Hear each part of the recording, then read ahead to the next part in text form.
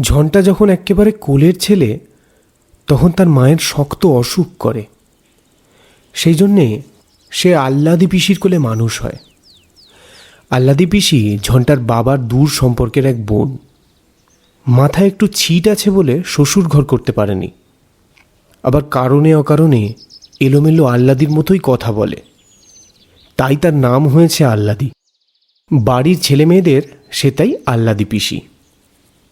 মায়ের অসুখ থেকে সেই যে ঝন্টাকে সে কোলে তুলে নিল, তারপরেই ছেলেটা এমন ন্যাওটা হয়ে গেল যে মায়ের অসুখ ভালো হলেও আহ্লাদি পিসি আর ওকে কোল থেকে নামাতে চায়নি।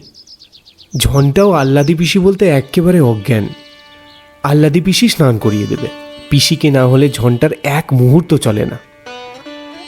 ঝন্টার মাও সাত ঝামেলায় দিবা রাত্রি জড়িয়ে থাকেন, তাই আহ্লাদি পিসির কোলে ছেলেকে দিয়ে তাঁরও সকল রকমের নিশ্চিন্তি।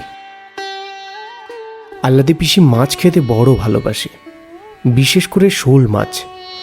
ঝন্টা যখন একটু বড় হলো, সে পিসির জন্যে নানা রকম মাছ নিয়ে আসতো।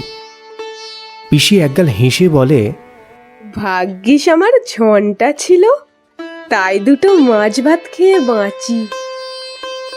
বর্ষায় যখন দেশের নদী নালা ভরাট হয়ে আসে, নিজেদের পুকুরে জল পড়ে, ঝন্টা গভীর রাত্রে গিয়ে নানা ধরনের মাছ নিয়ে আসে। বিশেষ করে আহ্লাদি পিসির জন্য শোল মাছ যদি পায়, তবে তার মুখে হাসি ধরে না। এক কথায় ঝন্টা পিসির জন্য সব করতে পারে, আবার ঝন্টাই পিসির সব। আহ্লাদি পিসি মরলে যে ঝন্টাই তার গলায় পিণ্ডি দেবে, এই কথাই সে সগর্বে সবাইকে বলে বেড়ায়।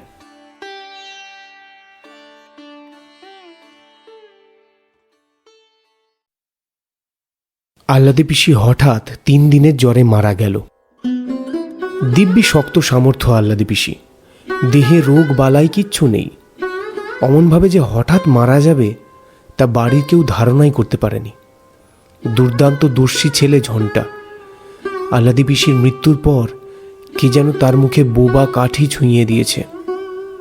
কারো সঙ্গেই কথা কয় না, খায় না, উদাস চোখে এক দিকে তাকিয়ে থাকে। ছেলে যেন দিন দিন শুকিয়ে যেতে লাগলো। রাত্রিরে ঘুমের ঘোরে ঝন্টা ধর্মর করে উঠে বসে। মা শুধল, হ্যাঁ রে ঝন্টা, বিছানার উপর উঠে বসলি কেন? এখন তো অনেক রাত, ঘুমিয়ে পড়। ঝন্টা ফ্যাল ফ্যাল করে এদিক ওদিক তাকিয়ে থাকে। তারপর ফিসফিস করে মাকে সে বলে, আহ্লাদি পিসিমা আমায় ডাকলো যে। শুনে মা শিউরে ওঠেন। রাম রাম। ঝন্টার গায়ে মাথায় পিঠে হাত বুলিয়ে দেন। পাড়ার 5 জন বৌঝি বলে, ঝন্টার মা, ওর দিকে বেশ কড়া নজর রেখো। পোড়ারমুখী আহ্লাদি মরেনি, তাই বুঝি এখনো আশেপাশে ঘুরঘুর করছে। ঝন্টাদের বাড়ির নিচে পুকুর পাড়ে একটা শেওড়া গাছ। গাঁয়ের লোকেরা হাট থেকে সওদা করে ফেরবার মুখে এই শেওড়া গাছের ডালে কাকে যেন বসে থাকতে দেখেছে। বৃন্দাবন গাঙ্গুলি একদিন নাকি একেবারে সামনাসামনি পড়ে গিয়েছিলেন। বললেন, ভাগ্যিস আমি বুদ্ধি করে পৈতেটা হাতে জড়িয়ে ধরে গায়ত্রী জপ করতে শুরু করলাম, নইলে ঝন্টাদের পুকুরের পাড়ে আমার ঘাড় মোটকে রাখতো।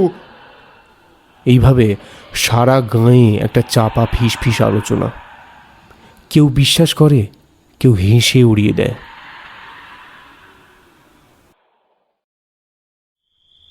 তখন আষাঢ় মাস। আশেপাশের নদী নালা বর্ষার জলে ভরাট হয়ে গেছে। ঘোলা জল পাক খেতে খেতে ধানের জমি ভরিয়ে, মাঠ ঘাট ডুবিয়ে, উঁচু নিচু গাঁয়ের পথগুলিকে পিছল করে ঝন্টাদের বাড়ির পুকুরের খালে ঢুকছে। তখন বোধ করি দুপুর রাত। এমন একটা আবছা জোছনা ফুটেছে যে আশেপাশে দূরে সব কিছু নজরে পড়ে, কিন্তু ভালো করে ঠাহর করা যায় না। মনে হয় যেন একটা পাতলা কুয়াশা জোছনার সঙ্গে মিশে গোটা গ্রামটিকে ঘিরে রেখেছে। মায়ের পাশে শুয়ে ঝন্টা অকাতরে ঘুমোচ্ছে। বাড়ির পিছন দিক দিয়ে একটা কালো বিড়াল বিকটভাবে ডেকে গেল।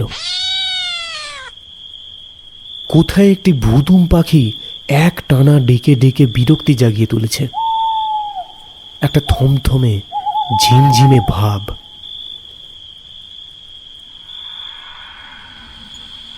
এমনি সময় ঝন্টার হঠাৎ মনে হলো ঘরের বাইরে দাঁড়িয়ে আহ্লাদি পিসি ওকে ডাকছে।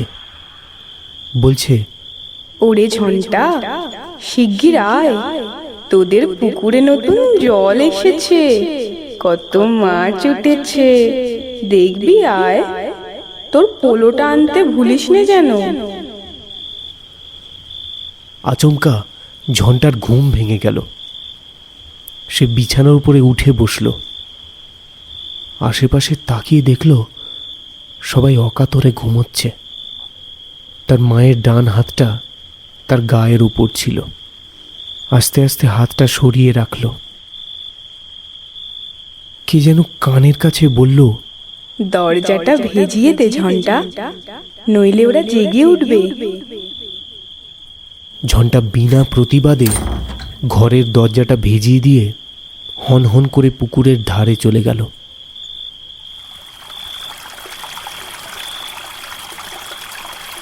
নিশুতি রাত, কেউ কোথাও জেগে নেই। কলকল করে বর্ষার জল ঢুকছে খালে। ঝন্টা ছপছপ করে পোলো ফেলছে আর রাশি রাশি মাছ ধরছে।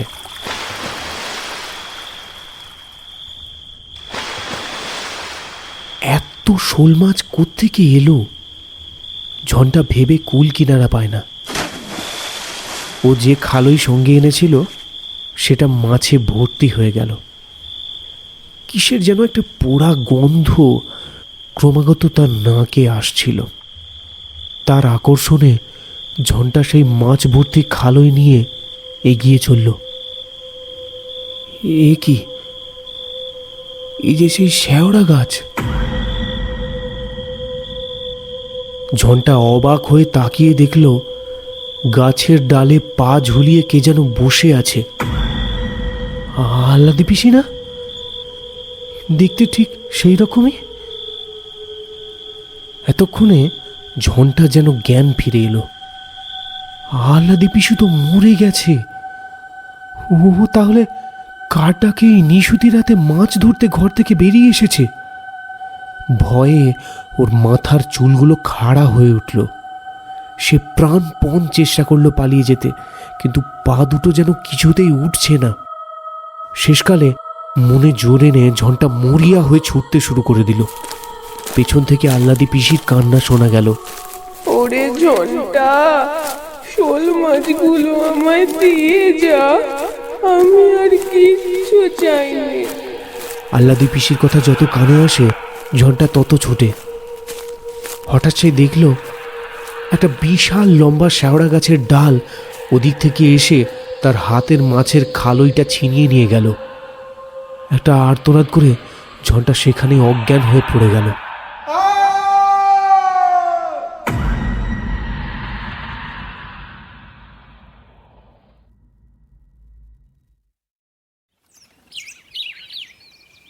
অবশেষে মায়ের বুক ভরা কান্নায় 3 দিন পর ঝন্টা তাকালো, কিন্তু কি হয়েছিল কোনো কথাই সে মনে করতে পারে না। শুধু বোকার মতো ড্যাপড্যাপে চোখে চেয়ে থাকে। গাঁয়ের সবাই বলল, দেখো ঝন্টার মা, এখন থেকে ঝন্টাকে একেবারে চোখে চোখে রাখতে হবে, কিন্তু পেতনিরা ওরকম করে নিশির ডাকে ভুলিয়ে জলার ধারে ঘাড় মোটকে রাখে। শুনে ঝন্টার মার বুকের রক্ত শুকিয়ে যায়। সারা রাত ঘরে ছেলের শিয়রে জেগে থাকে। ঘন ঘন দীর্ঘ নিঃশ্বাস পড়তে থাকে।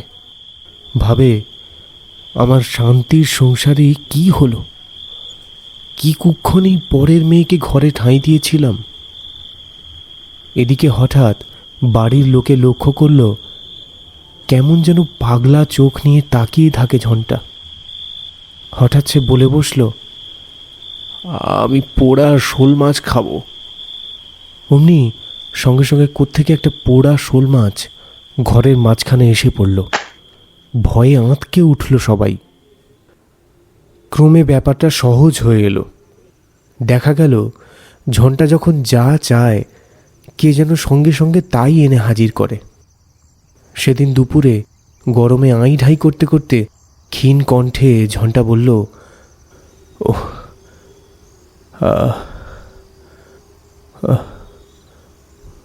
মা, এক গ্লাস ঠান্ডা জল দাও না। মুখের কথা খসাতে যতটুকু সময়, দেখা গেল সুন্দর একটি গ্লাসে টলটলে পরিষ্কার জল। ঝন্টা সেই জল খেতে যাচ্ছিল, কিন্তু ওর মা হাত দিয়ে সবটুকু মেঝেতে ফেলে দিয়ে বললেন, কখনো মুখে দিস নে ঝন্টা, ওসব পেতনিতে জোগাচ্ছে। সন্ধ্যের পর পাড়ার মেয়েরা দল বেঁধে আসতো ঝন্টাকে দেখতে। কথায় কথায় গাঙ্গুলি গিন্নি বললেন, আমার জর্দা ফুরিয়ে গেছে, কাশির জর্দা না হলে আমার মুখে রোচে না। আপন মনে ঝন্টা বলল, তুমি জর্দা খাবে ঠান্দি? সঙ্গে সঙ্গে ঠন করে মেঝেতে পড়ল একটি কৌটো। গাঙ্গুলি গিন্নি অবাক হয়ে বললেন, এই তো কাশির জর্দা, একেবারে নতুন কৌটো। কোত্থেকে এলো ঝন্টার মা? আর যারা আশেপাশে ছিল ব্যাপারটা জানতো, তারা খুলে বলল। জর্দার কৌটোটা গাঙ্গুলি গিন্নি হাতে তুলে নিতে যাচ্ছিলেন, কিন্তু যেই আহ্লাদি পেতনির কথা শুনলেন অমনি রাম রাম করতে করতে একেবারে নিজেদের বাড়ির দিকে পা চালিয়ে দিলেন। যতদিন ব্যাপারটা তামাশা থাকে লোকে ভিড় জমায়, কৌতূহলী হয়ে বসে থাকে পেতনির কাণ্ড দেখতে। কিন্তু কত রাত্রির লোকে এইভাবে না ঘুমিয়ে জাগতে পারে? কাজেই আস্তে আস্তে ভিড় পাতলা হয়ে আসতে লাগলো। গমগমে বাড়ি আবার জনশূন্য হয়ে এলো। কিসের যেন দুঃস্বপ্ন দেখে মাঝরাত্রিরে ঝন্টার মায়ের ঘুম ভেঙে যায়। মা ছেলেকে বুকের কাছে প্রাণপণে টেনে নেয়। বাঁশঝাড়ের পেছন দিকে যেখানে একটানা ঝিঁঝি ডেকে চলে, সেখানে কার যেন কান্নার রেশ শুনতে পাওয়া যায়। মা চমকে উঠে বসেন, ছেলের মাথায় হাত রেখে সারা রাত ধরে দুর্গা নাম জপ করতে থাকেন। কেবলই মনে হয় তার কোলের ছেলেকে কে যেন ছিনিয়ে নিতে আসছে। সেদিন সন্ধে থেকে একটানা ঝিরঝিরে বৃষ্টি হচ্ছে। দূর বনে প্রহরে প্রহরে শেয়াল ডাকছে। মনে হচ্ছে যেন ওরাও খুব ভয় পেয়েছে। পাখিরা কখন যে গিয়ে বাসায় সেঁধিয়েছে কেউ খবর রাখে না। গেরস্ত বাড়ির গোয়ালগুলিতে গরুগুলি এমনভাবে হামলাচ্ছে যে মনে হয় অশুভ কোনো ইঙ্গিত পেয়েছে। মাঝে মাঝে কালো পেঁচার চেঁচানি কানে ভেসে আসছে। শ্মশানের দিক থেকে একটা শোঁ শোঁ হাওয়া বুক চিরে উত্তর জলাভূমির ওপর দিয়ে বইছে। মনে হচ্ছে কোনো পেতনি বুঝি নিঃশ্বাস ফেলছে। গাঁয়ের পথে আজ একটিও লোক নেই। কোনো বাড়িতে একটি ছেলেও কেঁদে উঠছে না। মনে হচ্ছে রুদ্ধ আতঙ্কে সবাই প্রহর গুনছে।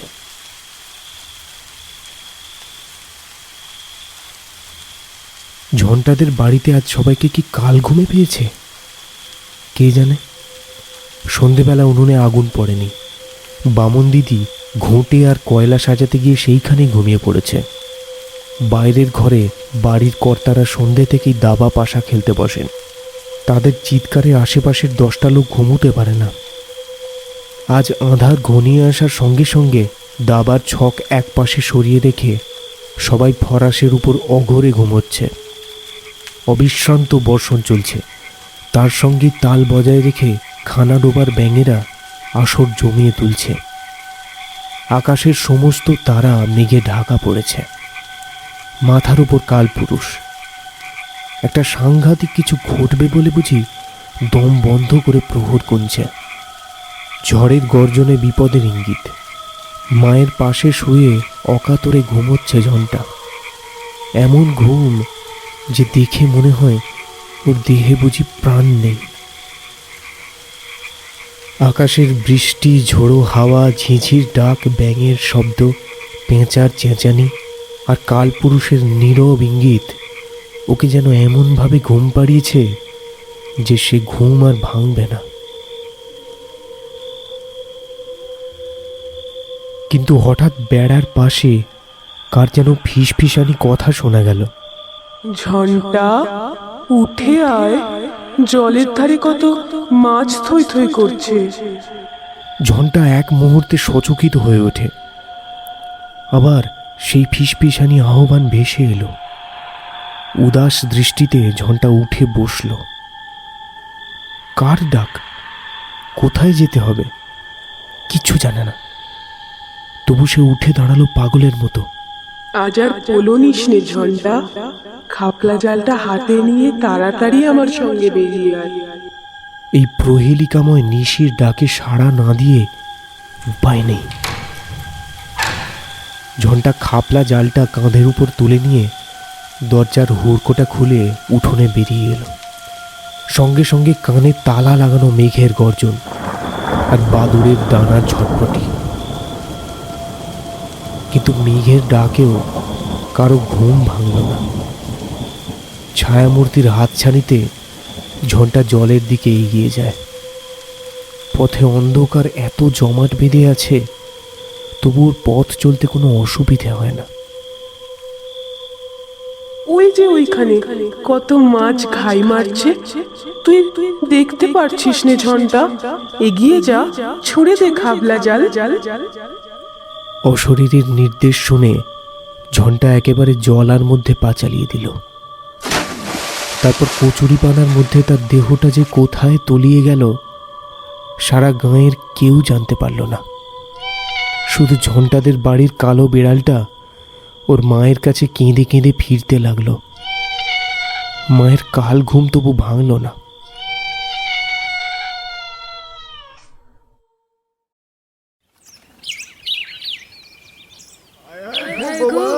কি হয়ে গেল গো? করলে গো তুমি ঠাকুর?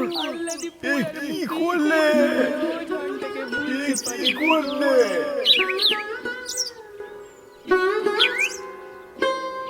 ওরে ঝন্টা, ঝন্টা রে, ওরে বাপ রে, কোথায় গেলি রে? ওরে ঝন্টা, ঝন্টা রে।